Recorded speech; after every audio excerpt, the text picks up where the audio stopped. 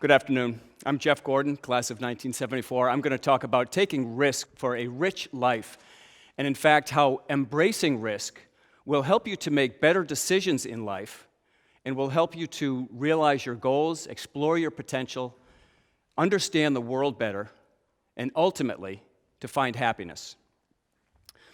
Now, we know from Aditya's discussion that risk is an integral part of every decision that we make. Should I take this stretch course or should I take a gut course to get a higher grade? Should I change out of the sport that I've been doing for 8 years and I have a starting position on the varsity, or should I do something where I can get great coaching and learn a new sport altogether? These are all decisions that we make based on risk. Now, we also know from Aditya's discussion, that younger people tend to underestimate risk and overestimate rewards. Older people generally tend to overestimate risk and underestimate rewards.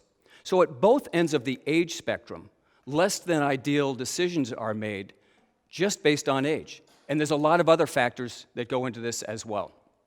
Now, Benjamin Franklin famously said, "The Constitution only gives the right to pursue happiness. You have to catch it yourself." Now, the real wisdom in this saying is that it is up to you, it's up to all of us individually to pursue our own happiness, not the happiness of someone else. And so what is it that happiness means to each of us? Well, it's different for all people, but generally speaking, can't we all agree that happiness comes from accomplishments that we've made, from the happiness over the decisions that we've made, and from the happiness of great relationships in our lives? Now, to the degree that we can embrace risk and achieve some of those things, perhaps we can find happiness. So we talked about decisions. Another integral part of decisions that we make are the ideas that we have. Now, D.Q. McInerney, in his book, Logical Thinking, talks about the clearest ideas that we have are those ideas that are based on real events and real things in our lives. That is, real experiences. Because ideas create order out of all the chaos that happens around us. So to the degree that we can have clear ideas, we can make better decisions. Now, there's also unclear ideas. Now, unclear ideas are those ideas that may come from someone else. They may be simply a incomplete thought or misarticulation of a thought, but unclear ideas create somewhat of a distortion of reality. But then there's bad ideas. Now, bad ideas create a true distortion of reality. And the thing about bad ideas is they don't come from our own experiences. Most bad ideas are embraced really out of ignorance, not knowing any better. So I'm going to take a little risk right here and talk about a couple bad ideas from my experience. So here we are in the political season. We've got a primary coming up on Tuesday here in Massachusetts, and we've got someone running for president who's saying, you know something, we should build a wall between here and Mexico, and we're going to make Mexico pay for it. And so something that I know from my experience as a business owner, and everyone on our team knows, that every single transaction that comes through our business is the result of a free choice of one of our customers, of each and every one of our customers, deciding to use us as opposed to one of our many competitors. So when I hear something like, we're going to make, fill in the blank, we're going to make Mexico pay for the wall, that really is coercion. And coercion is anathema to liberty. And it's also immoral. Now, on the other side, I'm going to be both sides here. I'm going to go after both sides. So we also have a couple of people running for president. They're saying, hey, let's raise the minimum wage. That's a great idea, right? As a business owner, I think, wait a second. So each year, we hire a normal high school senior to be our social media and web engineer. Minimum wage in Massachusetts is $10. That's what they get. Now, in a knowledge-based business like ours, though, we don't just pay the $10. We're going to have to dedicate some management time so that they can learn our brand and basically be our voice online and in social media. So knowing that, my cost instead of $10 an hour may now be $15 an hour. So if the minimum wage goes to 10 to, say, 12, that 15 goes to 17, I might be at a breaking point where I'm going to do better off outsourcing it.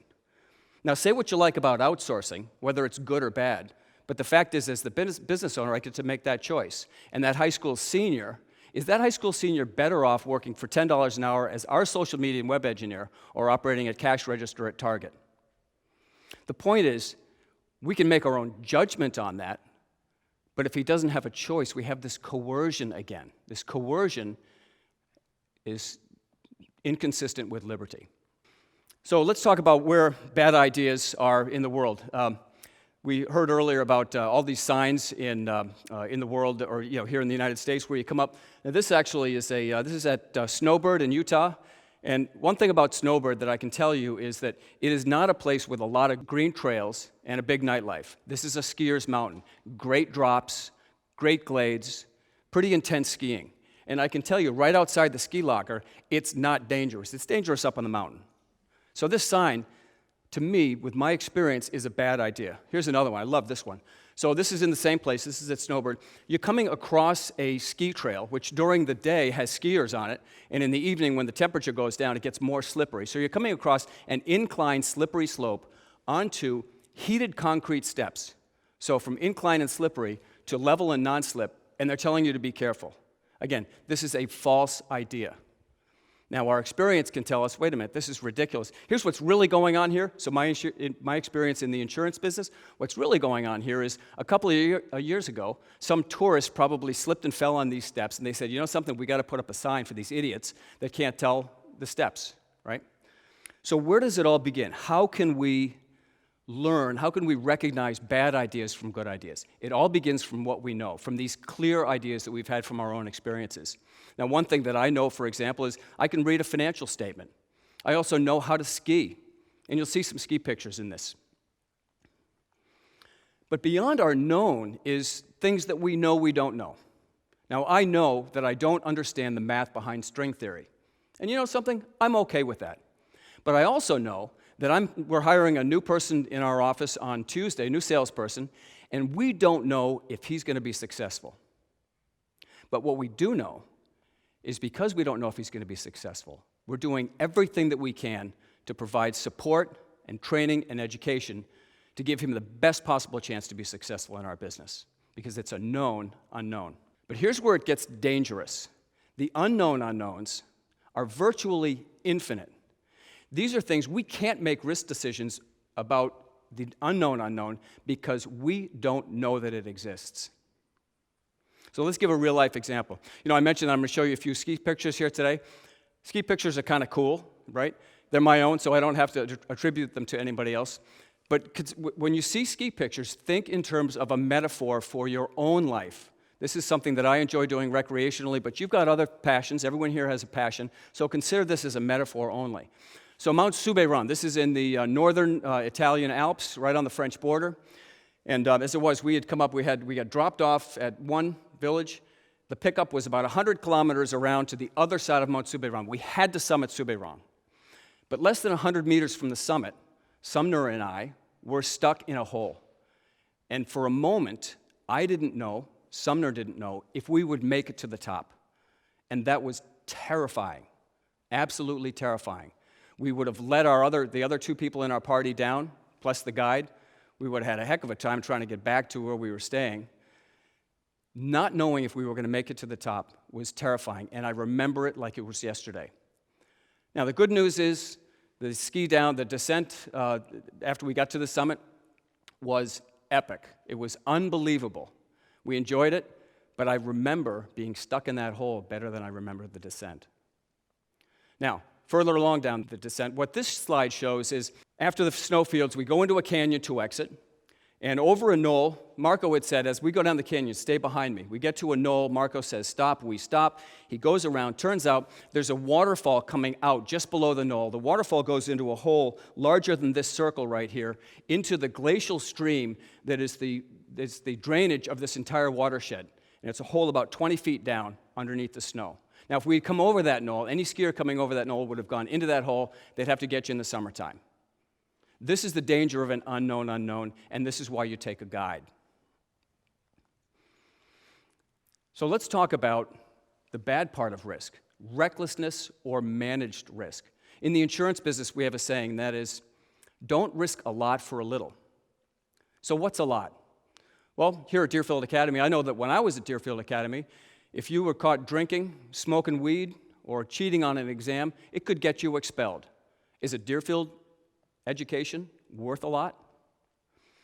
Similarly, in business, I had a customer actually ask me just this past week, asked me to fib on an insurance document. Okay? He needed an insurance document to get a contract that he was trying to pursue. Now, fibbing in an insurance contract has another term for it. It's called insurance fraud. And if I did that, we'd put our license at risk, put 15 people out of work, and our enterprise gone. That's risking a lot for a little. This chart right here shows there's a lot of colors here, but the blue up on top shows that the number one leading cause of death for people age 1 to age 44 is unintentional injury. So this unknown is serious stuff. Unintentional means we didn't know about it. We couldn't do something about that risk. So what can we do? We can use numbers. Numbers are actually very useful. So we have a close friend who's actually afraid of flying, right? Well, according to the National Safety Council, you're 70 times as likely to die in a car as you are in a plane. And incidentally, from a study from West Virginia, the Mountaineers, you're 1,500 times as likely to die if you're texting. There's a number that you might want to think about. This shows here in the financial world, this is a graph that just shows the return of stocks as measured by the Standard & Poor's 500, which is 500 large companies, against the United States Treasury bills for 3 months. The Treasury bills are considered virtually risk-free, and so in the financial world, they actually quantify the risk premium at 8.31%. Here's the thing about numbers that you have to be careful about, is that if I take just a 15-year period out of the previous slide and show you just that period, you might come to the conclusion that bonds are a much better investment than stocks. Again, there's caveats. So here's a tip. If you want to learn about stocks, take some of your own hard-earned money and invest them in stocks, and you will learn better than you will by looking at charts. Others' experience. There's plenty of others' experience out there that's available readily. YouTube, Instagram, Facebook, they've got lots of examples of things not to do, right? There's also lots of examples of ways to do new things, so that's helpful. But the biggest, the best, the most useful, and the most memorable is with other people. Other people who have gone into these unknown unknowns, like Marco, for whom the waterfall was a known unknown. When you're going out the canyon, you don't go over every knoll, you check every knoll, which we did not know to do. So in this case, again, as a metaphor, this is Christoph. Christoph says, stay to my right. Now, Christoph could be your math teacher, could be your coach. If you're a person of faith, could be your priest, your pastor, your rabbi, or your imam. If he's your friend, he might be the first person to take you surfing or kayaking or something along those lines. Christoph is where you're going to go to the unknown unknowns. Christoph knows here on Paleface to keep to my right. His was the first line in this picture, and we kept to the right. Because going to the left of Christoph, we couldn't see it, but Christoph knew. So we can't talk about taking risk without talking about failures. Failures, as you take risk, you know something, you're going to leave a little blood on the highway. It's going to hurt. My elbow still hurts from this, okay? Failures hurt. But we also know that failures in business, for example, some of the greatest icons of business today failed first. Failure creates those experiences that become the foundation for learning as you go forward. So I've got another graph here that actually looks very similar to the graph of financial returns, but this is my graph, my personal graph of successes and failures versus the life of an oyster. And here's the thing. As you fail, you're going to leave some blood on the highway, right? But these become foundational for your next adventure, for the next foray into something that you never knew anything about, but you decide to take a chance and build on those failures that you've had in the past. So I'm going to give just a few examples of my personal experiences with going into areas that were completely unknown to me, going into unknown unknowns. This is the scene of my first recital. My first recital, I was 59 years old, and I followed kids doing Mozart and Schubert that were younger than anybody in this audience. And I played Over the Rainbow, and it was beautiful to me. But what I've also learned by learning piano and through my great teacher, coach, music coach, Alex, is that music is this huge, beautiful, mathematical, wonderful world. It's so vast. I had no idea. And I derived tremendous joy out of struggling on the piano. Here's another one. So when I was 24 years old, I was working in Boston. It was my first job with a tie. And on weekends, I decided to build a second home because I didn't have a first home, and I didn't have money to buy either. So I built this second home. I didn't know the difference between plumb and level. This is plumb, this is level. But I can tell you today, this place is a source of great joy for our family, for our friends. It's still off-grid, but I can tell you one thing, all my kids know the difference between plumb and level. Here's just another example. This is my friend Geoff in the middle with the blue jacket. He and I went on an adventure to the Selkirks, and we shared this experience together after having made many, many mistakes skiing. But this was one of those things where you can either buy the postcard or be in the postcard. And I'm going to close with one of my favorite scenes. So 3 years ago, my son Nate, who was class of 2008, here at Deerfield, got out of college. He took a risk. He said, you know something, I'm not going to get a job right away. I'm going to walk from Georgia to Maine on the Appalachian Trail. And I joined him for 2 different weeks. And I took a big risk doing that. The one risk was that I would slow him down, and the other risk was that I couldn't keep up, right? Being mid to late 50s, walking with 20-somethings. As it turned out, it was a very, very rich experience for me in particular, and I can say for Nate as well, because it was a shared experience where we create shared ideas. Now, a shared idea that you create on the trail, famous letter from Paul to the Romans says, we boast in our sufferings because our sufferings produce perseverance. Perseverance produces hope, and hope never disappoints. So these shared experiences that we have when we're going on adventures to places that we do not understand are the foundation for the richness in life, the experiences that we have, and the relationships. And finally, I'll close with all thy getting, get understanding. This is my favorite quote in the world. With everything that you get, if you have understanding, you can make better decisions in life. You can take adventures in new places, and you can do it with people that you love. And with any luck at all, you'll find happiness. Thank you.